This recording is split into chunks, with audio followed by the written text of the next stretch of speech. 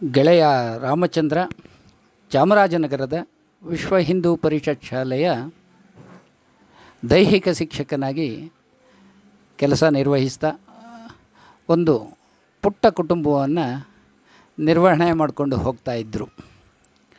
ಈತನಿಗೂ ನನಗೂ ಕಳೆದ 35 ವರ್ಷಗಳಿಂದ ಸ್ನೇಹ,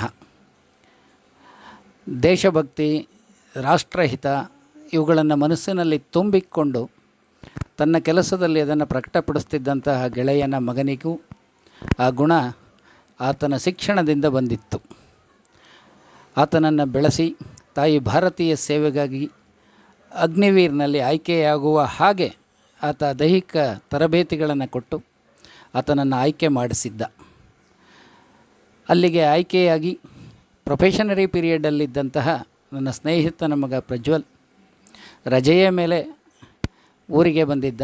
ಇಂದು ವರಮಹಾಲಕ್ಷ್ಮಿಯ ಹಬ್ಬವನ್ನು ಆಚರಿಸಬೇಕು ಅಂತ ಟಿ ನರಸೀಪುರದಿಂದ ಬರಬೇಕಾದ್ರೆ ಆತ ಬರುತ್ತಿದ್ದಂತಹ ಬೈಕು ಸಂತೆ ಮರಹಳ್ಳಿಯ ಬಳಿ ಅಪಘಾತಕ್ಕೀಡಾಗಿ ಆ ದೇಶ ಸೇವೆಯನ್ನು ಮಾಡುವ ಕನಸು ಹೊತ್ತ ಯುವಕ ಇಹಲೋಕವನ್ನು ತ್ಯಜಿಸಿದ. ಬೆಳೆದು ನಿಂತ ಮಗನನ್ನು ಕಳೆದುಕೊಂಡಂತಹ ಆ ಕುಟುಂಬಕ್ಕೆ, ಆತನಿಗೆ, ಆತನ ಪತ್ನಿಗೆ, ಆತನ ಮಗಳಿಗೆ ಆ ಭಗವಂತ ನೋವನ್ನು ಸಹಿಸುವ ಶಕ್ತಿಯನ್ನು ನೀಡಲಿ. ಹಾಗೆ ಆತನ ಸ್ನೇಹಿತರಾದ ನಮಗಳಿಗೂ ಸಹ ನೋವನ್ನು ಸಹಿಸುವ ಶಕ್ತಿಯನ್ನು ಭಗವಂತನಲ್ಲಿ ಬೇಡ್ತೀವಿ.